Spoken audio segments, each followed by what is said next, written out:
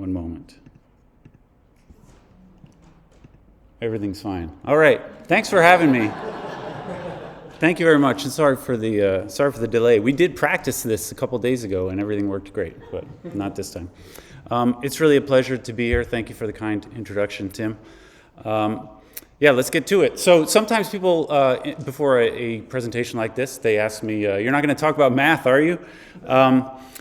This is a talk on the topic of beauty, but I'll say, don't worry. Math is kind of the most beautiful thing that I know. I don't know if you share this viewpoint about mathematics, but this is my viewpoint about mathematics. And actually, my understanding of mathematics is a key motivator in my faith, and I hope I'm going to be able to share some of that with you tonight. But I'm not really into numbers. Some people think that I'm just going to talk about numbers and equations all the time. But actually, I'm not big into numbers. I am a mathematician. But remember, like a month ago, February 2nd, 2022. I remember a lot of people online were so excited about the 22. That's a lot of twos. I thought that was, it's cute, but that's not really, I don't know, not really inspiring to me. Yeah, and it was on a Tuesday. Can you believe it?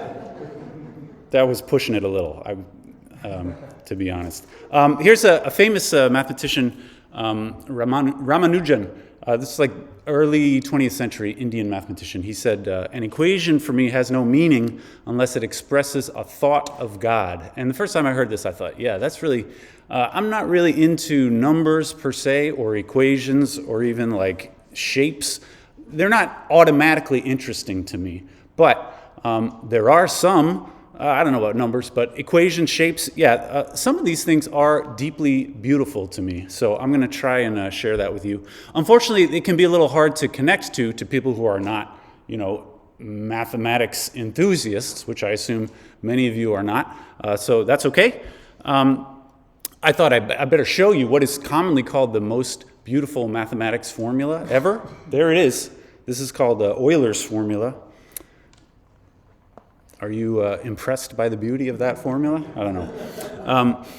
Here's another one. This here is the formula for quaternion multiplication that was discovered by Hamilton.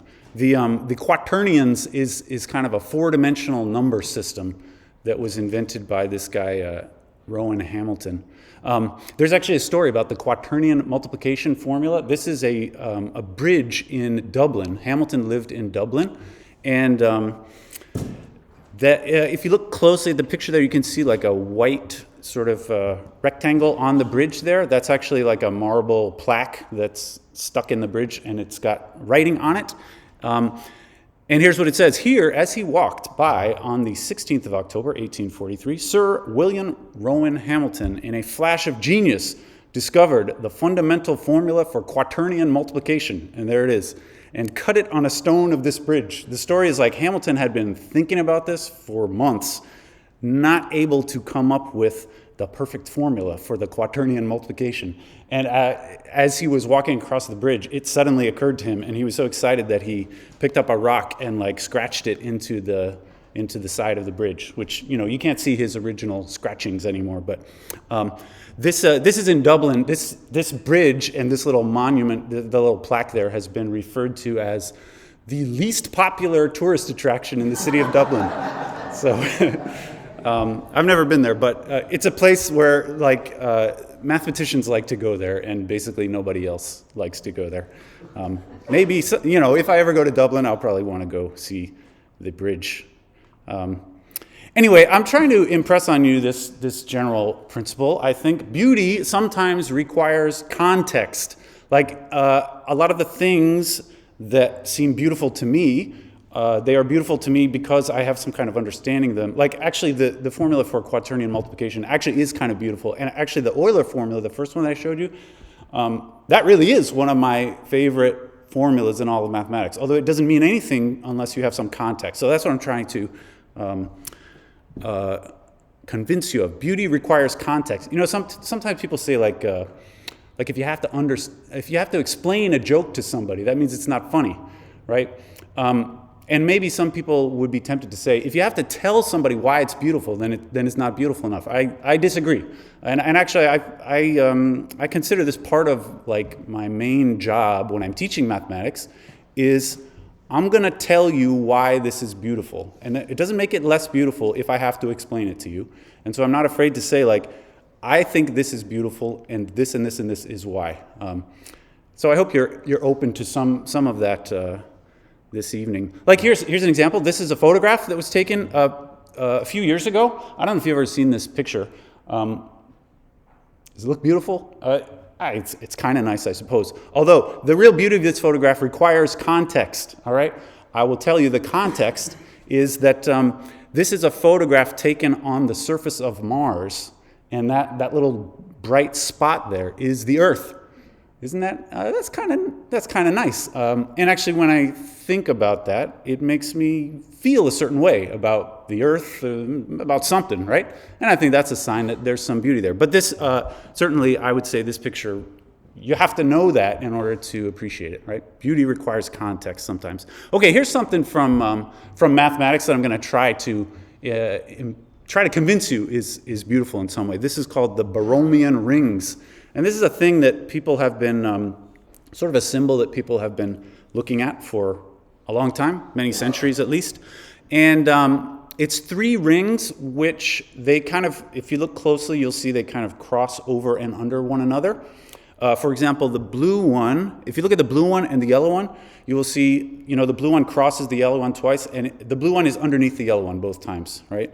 And if you look at the blue one compared with the red one, the blue one is above the red one both times. So what you have here is these three rings.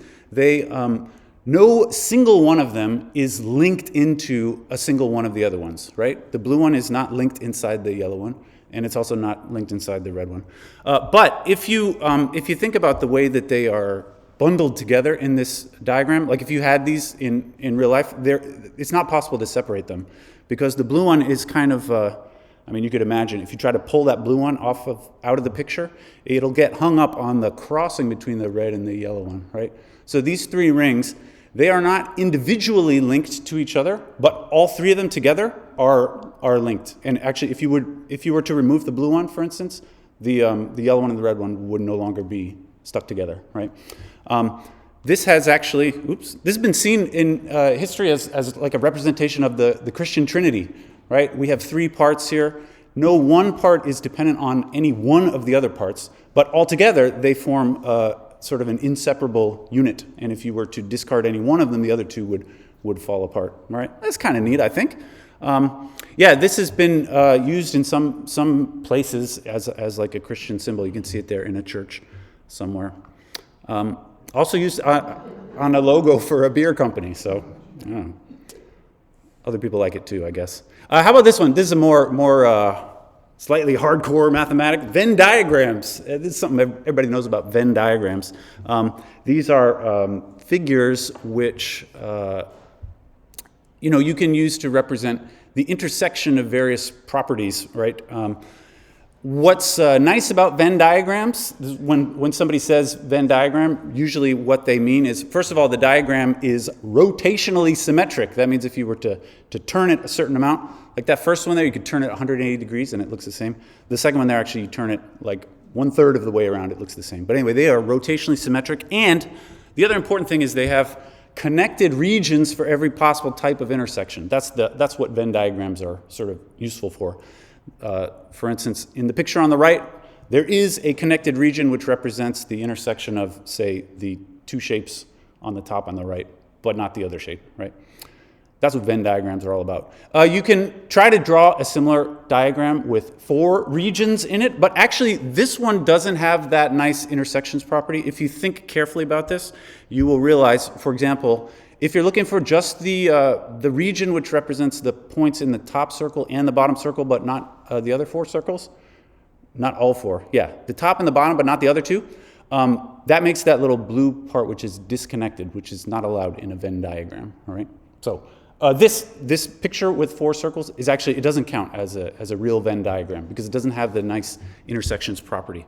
And actually, it is a fact that if you use circles, you can't do this with any more than 3 any more than 3 figures.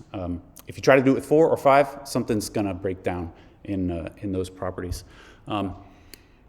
But check it out. In 1963, a mathematician named David Henderson figured out you can do it with 5 ellipses. Those are like oval shapes. And it makes this very nice looking kind of a thing there. And every possible intersection between some or more of the ovals exists as its own connected region in the shape. That's the point of this. And I think that's kind of a nice, it's kind of a nice shape just to look at, but also to know that this is something that people tried to come up with this for a while without figuring it out. It's kind of neat, I think. It's natural to wonder, can we do it with 6 shapes? Actually, this guy Henderson also, he proved that you can't do it with 6. In fact, you can only do it with a prime number of shapes, and 6 is not a prime number, so 6 is out. 6 is impossible. What about 7? 7 is a prime number. You ready for this? In the 90s, this is fairly recent. I mean, in the history of mathematics, this is quite recent. This guy Grunbaum discovered this shape. You ready for this? I'm going to show you a shape which makes a Venn diagram using 7 figures. It can't be a circle. It's also not an ellipse. It's that shape. How do you come up with that? I don't know, really. I mean, I'm not an expert in this area, but that's kind of remarkable. I mean, I don't know if that's a beautiful shape if I just showed you this shape, but the fact that somebody came up with that shape in order to have this very specific property is really kind of remarkable, in my opinion. This makes a Venn diagram with 7 figures. It looks like that if you were to draw those 7 shapes on top of each other. And every tiny little region in there represents a specific different sort of intersection property. That's kind of great, I think. You want to see some more? How about 11? This was 7, right? And I said it has to be a prime number. The next prime number is 11. Can we do 11? Well, I'm not making this up. A guy named Hamburger in the year 2000 discovered this shape. Now that I did make that up. This is the shape. Look at that. This is the shape. This was the first ever discovered shape, which makes a Venn diagram of 11 figures. If you rotate that shape, it makes a Venn. Yeah, that's what it looks like if you draw that same shape 11 times. This is really remarkable to me. This was done without a computer. Somehow, Hamburger, at lunch one day, maybe. I think he worked out a bunch of equations, formulas or whatever, which sort of based on the formulas that gave him the idea for exactly how all those little wiggly bits needed to go in order for this to work. That's kind of remarkable, I think. Just in case you're wondering, the current record for this one was in the year 2000. Nowadays, these are always done on computers. The current record is this one, which is 13 shapes. So that weird shape with all those little jiggity-jaggities are positioned just right to make it satisfy all the properties that you need of a Venn diagram. This was done using a computer, and as far as I know, this is the limits of modern mathematics. If you're interested, you can try and do this. The next number up would be 17 shapes, which is not yet been done. Basically, my understanding is that you can take these guys' computer algorithms, and you can basically do the same thing for 17 shapes, only it becomes too computationally intensive to actually run the computer program. So we're kind of stuck for now with this 13 shapes things. You need a better idea or a much, much better computer to get it to 17. Nobody's done 17, right? So why do I think all of this is beautiful? I hope you feel like it's at least interesting. One reason why this seems beautiful to me is that especially something like Venn diagrams is something that I expect to be pretty simple, but it turns out to be quite complicated. Many things in mathematics are this way. They seem simple on the surface, but when you try to investigate really deeply, they turn out to be a lot more complicated than we expected. And this is beautiful to me. Actually, this is not only true in mathematics, and this is what I want to spend some time talking about. The rest of the world is like this too. If we look closely at things, we realize that things are actually more complex than we thought that they were going to be, and more beautiful. Things don't always look how we'd expect, but they turn out to be more beautiful than we expected. This is the kind of thing that I want to talk about tonight. This is what I mean by beautiful complexity.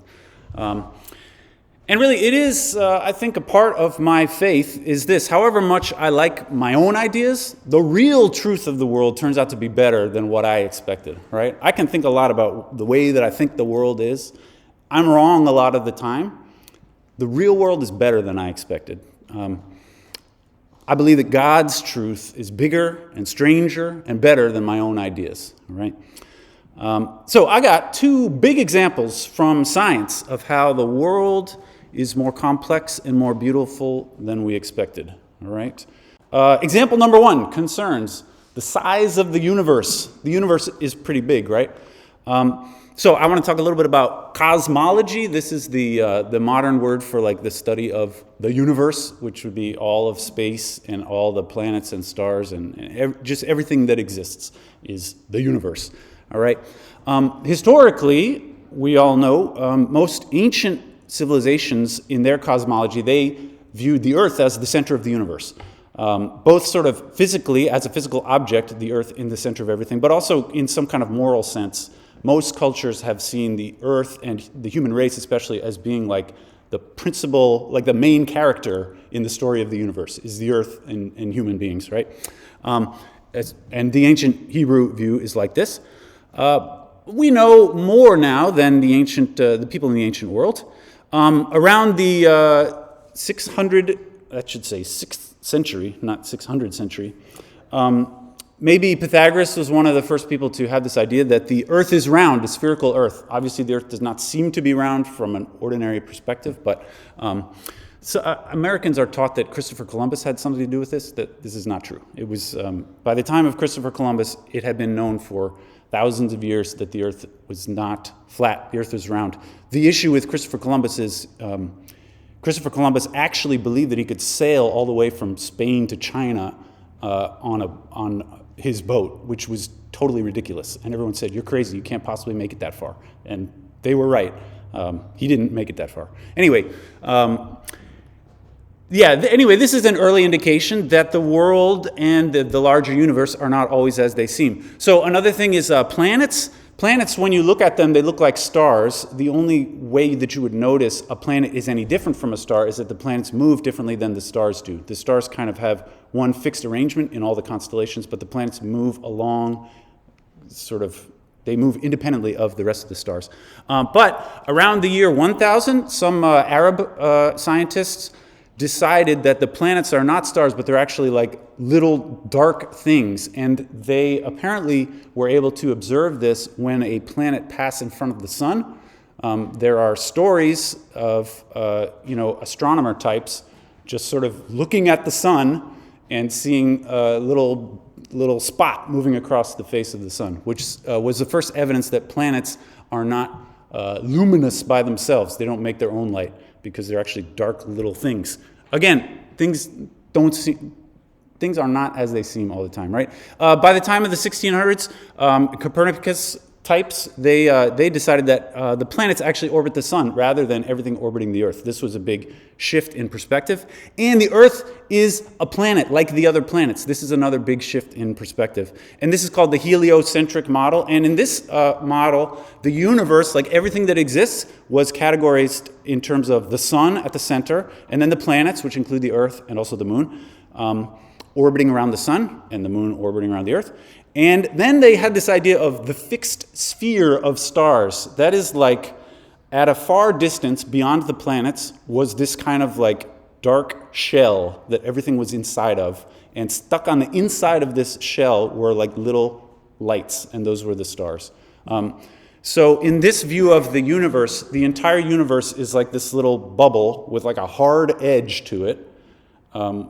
Where apparently you could get in a spaceship and like crash into the fixed sphere at the edge, and the stars were stuck on the inside of this shell. It sounds kind of crazy from a modern point of view, but this is what they thought. Yeah, with an edge. They were mostly right about the planets, I would say, but very wrong about the stars, all right? In the late 1600s, though, people already started changing their minds about this. They realized or decided that the stars are not small, but maybe every star is like the sun. And this requires a drastic change in your opinion of the size of the universe. It means that basically everything is far bigger than you thought before. It means that the sun is actually one among many sort of little specks in what we now call our galaxy. And everybody knows this now. All of the stars live in this kind of cluster, which our galaxy is the shape of a disk, right? A galaxy, all right? And our galaxy, it turns out, has about 300 billion stars in it, and each of them is more or less like the sun. The sun is not special in any physical way. It's just like all the other stars. 300 billion stars is a lot of stars, and it means the universe is far, far bigger than the Copernican model of the thing inside a little bubble, right? In the 1920s, we learned that there are other galaxies. This is where it really begins to be interesting to me. There are other galaxies. You know, this is our galaxy. Actually, this is not a picture of our galaxy. Nobody can take a picture of our galaxy because you have to be very far away. But there are other galaxies. This was first observed in like the 1920s. This is a photograph of the Andromeda galaxy, which people had before just thought it was some kind of weird gas cloud maybe, or just something they didn't know what it was by looking in telescopes. But eventually our telescopes got good enough that we decided this is actually a whole other galaxy, which has a whole other 300 billion stars in it. Actually, there are many other galaxies. Here's a picture which is profoundly beautiful, in my opinion, if you have some context to it. This is using the Hubble Space Telescope. There was an experiment where they were really trying to see kind of how much stuff is there in the universe. And the experiment involved pointing the Hubble Space Telescope at a completely blank patch of the sky. So they found a very small region in the sky where there were no stars in our galaxy, and also nothing else that was observable in any telescope from the ground, right? This is the Hubble telescope is in space, which is why it's so great at seeing things. They point the Hubble telescope at a patch of the sky which had nothing in it that was detectable. And this is a picture of what they saw. That little patch of the sky, which they thought had nothing in it, is actually full of stuff. And they already knew that there are no stars in this little patch of sky. What that means is all of that stuff, every little bit that you can see in this picture, is a galaxy, is one of those galaxies with 300 billion stars in it, right? And this was a very small portion of the sky, essentially chosen at random, all right? The region that they were imaging here is a patch about 1% the area of a full moon. So it's a very small patch of the sky, which seemed to have nothing in it. It turns out is full of galaxies, all right? So based on this, and they've done this, you know, you might think, oh, maybe they got lucky. They just pointed at a spot that had a lot of stuff in it. Now, they've done it since then, again, pointing in other directions. Everywhere you look is full of galaxies. The current estimations is that there's at least 2 trillion galaxies in the universe, which is, I mean, it's a staggering number to me. Far, far greater than anybody ever would have thought until, you know, recent history. And about this many stars in the universe. This is more than the number of grains of sand on all the Earth's beaches, just for comparison. That's a lot of stars. I'm trying to say that the universe is far bigger than anybody really expected it to be. This is an example of what I was saying, like God's created universe is sort of grander and more extravagant than anybody could have reasonably imagined it to be. And I think the proper response to this is some kind of awe, appreciation of the beauty of that fact and our situation in the universe, and some sort of humility here. I would say both humility in the sense that, like, we are much smaller than we thought we were in terms of players on the universal stage, but also humility just in the fact that we had it wrong for so long, and we are only now coming to a more accurate understanding of the universe. I think it impresses on me the fact that there's just so much that we don't know. Anyway, here's my second example. This is called the cosmic background. I don't know if you know about this one. It's a story about a weird antenna on a hill in New Jersey. And here it is. This is built in the 1960s. It's called the Holmdel Horn Antenna, and it's in Holmdel, New Jersey. And it's a big antenna. Those two guys there are the main characters in the story I'm about to tell you, standing with their horn antenna. This is what it looks like today. It's still there. And it's meant to send and receive signals to and from satellites, which was a brand new technology at the time. And it's basically one of those things. It's called the horn antenna, and it has that same shape. So in the picture there right now, it's pointed downwards. It has like an opening, a big opening on the end of it, and it's pointed towards the ground right now, just so that it doesn't like fill up with leaves or something. But there you can see like a circular thing going around it. That whole thing is on sort of a gear system, and it can turn the horn up, and they can aim it at different parts of the sky. They keep it aimed down now. And it's also sitting on a round platform, which can also rotate that way, so they can aim it wherever they want. What they were doing, they were trying to receive ultra-faint signals from the satellites. And the problem with receiving super faint signals is that there's a lot of like background noise that you have to filter out. And they were working hard to remove all the background noise. So they were able to tune out like ordinary radio signals, stray radar signals, but they still heard a faint kind of hum in their in the antenna. These two guys were named Penzias and Wilson, and it was their job to kind of clean up the antenna. And they literally, climbed on it and cleaned it out. They scraped pigeon and bat droppings out of it they were just trying to clean it up in any way to get rid of this like annoying hum that they were hearing in their instruments. But they kept on hearing this noise, and every electronic instrument has some amount of noise, but they did some kind of calculations and decided that based on how clean the instrument was, the noise they were picking up was 100 times louder than the ordinary kind of background noise that they would expect to get just from the ground or whatever. They ended up concluding, I guess this is not just random noise, but this is like a real thing. We are actually hearing something real, a signal coming from space. They pointed the horn in different directions to try and see like where is this coming from. They even made these measurements over the course of an entire year because the Earth goes to the other side of the sun in half a year, and so when you're on one side of the sun, you can basically only point to half of the universe. So they did this all year long to try and point in all directions in the universe. And they measured the same signal in all directions, coming from everywhere, basically. And they wrote a paper. Here's the title of the paper: A Measurement of Excess Antenna Temperature at 4,080 megacycles per second. It's less than 2 pages long, but this is actually one of the most important papers in the history of science, in my opinion. You can debate me about that if you want. Less than 2 pages long. Basically, all it does in the paper, all it says is, hey guys, we built the horn antenna, and it has a noise in it. That's it. They didn't say where it's coming from. They said it seems to be coming from everywhere. This is now referred to as a faint background radiation, and it is detectable everywhere in the universe. We could measure it right now, actually, if we had a horn antenna. It would probably fit in this room, that horn antenna. We could measure it from anywhere. And at the time, so they didn't know this when they were, trying to clean up the horn antenna.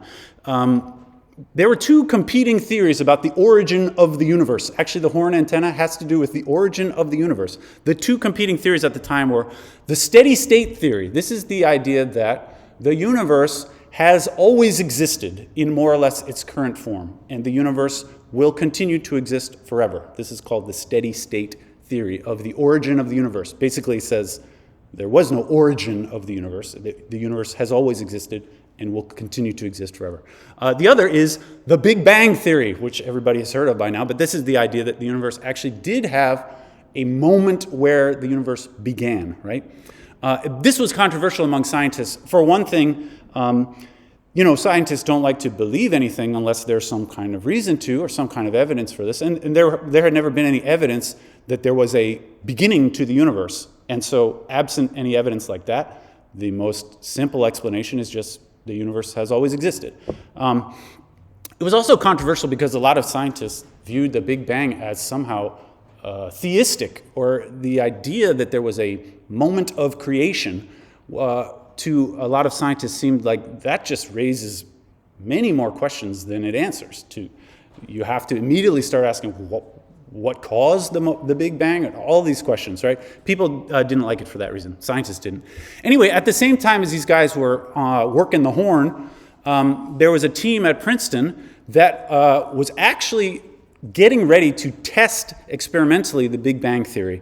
And it was known at that time that if the Big Bang theory were true, it would require an enormous explosion of energy at the beginning, at the moment of the beginning of time. This would have caused a huge explosion of energy. And this team at Princeton sort of did the math on this. They, that original heat of the moment of creation would cool down and sort of dissipate as the universe aged. But they did the math and they decided, actually, even right now, that whole thing might not be totally cooled down from the Big Bang. And so the Princeton team, they calculated exactly how strong the residual heat would be if the Big Bang were true. And they also calculated exactly like what kind of frequency to look for if you wanted to measure it today with an antenna. And so they figured out how to detect it. And they even started building a big antenna to try and detect. This would be sort of a Big Bang detector. But the guys with the horn antenna, actually, it was discovered that that's what they were picking up with the horn antenna. And the sort of big shots at Princeton never built their detector because they had heard about the horn antenna and realized this is exactly what we've been looking for. And the two guys, scraping the dirt off the horn antenna won the Nobel Prize for physics. And the guys at Princeton who kind of knew what they were doing. The guys on the horn didn't really understand what they had found. It's a remarkable story, but it's a true. The heat measured by the horn antenna is residual heat from the creation of the universe. This, to me, is profoundly beautiful. Because of this, we know now there really was a moment of creation of the universe, and the heat, the fire of that moment, is still with us today, right? It is visible and measurable in all directions, everywhere in the universe. This is kind of inspiring to me. I had to go there. This picture, actually, I took this picture. I went there, actually, on Wednesday of this week. This was my spring break week. I went to Holmdel, New Jersey. It's about 2 hours away. They have a little bench there you can sit on to appreciate the importance of the site, I guess. I took some pictures. I was so excited. Got some. Me at the horn. There it is. It's still pointed at the ground. This I thought was interesting. There's this is like an old-timey switch that says up and down, and it's got a big cable that runs into like the mechanism where it turns the horn. I took a picture of it. I thought of walking away, but I thought I gotta push the button. So I pushed the button. It didn't do anything. But this is beautiful and inspiring to me. Moses met God on Mount Sinai, and Elijah heard the still small voice of God on the mountain. And these two guys on a hill in New Jersey felt the heat of God's creation. It's ironic, actually, on the hill, it's kind of bad cell service. Think about that. You can hear the voice of God, but you can't call your grandma. It's strange. But anyway, my response to this, I sat down on the bench and I had my lunch. I brought my lunch. When the Hebrews encountered God, they built altars and called these holy places. God said to Moses, "Take off your shoes in the presence of the burning bush, because this is a holy place." Jacob built an altar. When he saw the ladder and the angels going up and down. Here's the quote from Genesis. After he had seen a vision of God, Jacob woke from his sleep and said, "Surely the Lord is in this place, and I did not know it." And he was afraid and said, "How awesome is this place? This is none other than the house of God, and this is the gate of heaven." So Jacob rose early in the morning, and he took the stone that he had put under his head and set it up for a pillar and poured oil on top of it. He called that place the house of God, which is Bethel. In 1965, two men on the hill, they felt the fire of God with an antenna, and they measured it. accidentally. This is amazing to me. You know, Jacob said, "Surely the Lord is in this place, and I did not know it." So anyway, that's an inspiring place to me. It was a bit of a pilgrimage for me to go there. As far as I can tell, not a lot of people go there, but I feel like this is a really amazing place. So those are two big stories about how the universe is more beautiful than we expected. Stories of hidden truth and beautiful complexity being revealed. But these are also stories, told in hindsight. Like our ordinary lives are still in progress, right? These are two big stories about we didn't know something and now we have all the answers. But of course, in our ordinary lives, we don't have all the answers, right? But I still believe there's beauty all around us, even right now, but we don't know it, right? Maybe it's too complex or too weird for us to identify as beautiful. We go around looking for a lightning bolt or a burning bush. But the beauty, I think, is all around us. There's a poem by Elizabeth Barrett Browning. "Earth is crammed with heaven, and every common bush is afire with God. But only he who sees takes off his shoes." I like that idea. I think we need a posture of openness to these things. We should expect to encounter beauty.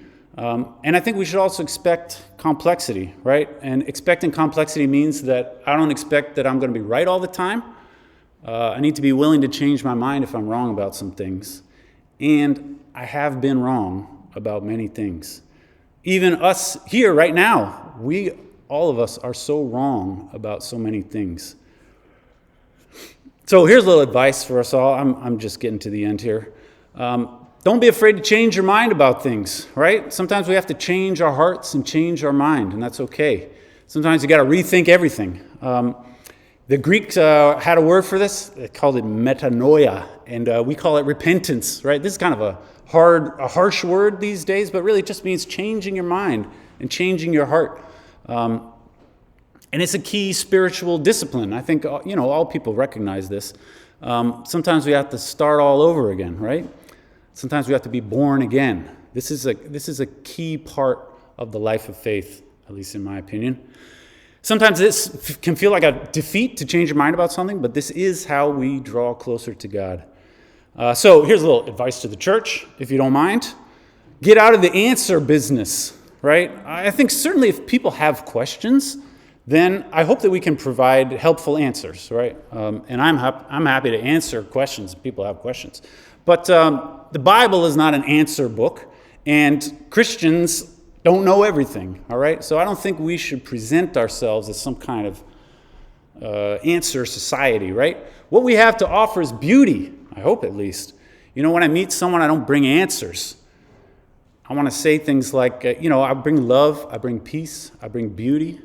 I don't want to convince you necessarily of something, although if you want to be convinced, I can try to convince you. I want to bless you, right? I don't bring explanations and facts and figures. What I bring, I want to say this is the body of Christ that's given for you, right? I say, behold the Lamb of God who takes away the sins of the world. These things are not meant to be explained and convinced, right? But these are things that are meant to be experienced.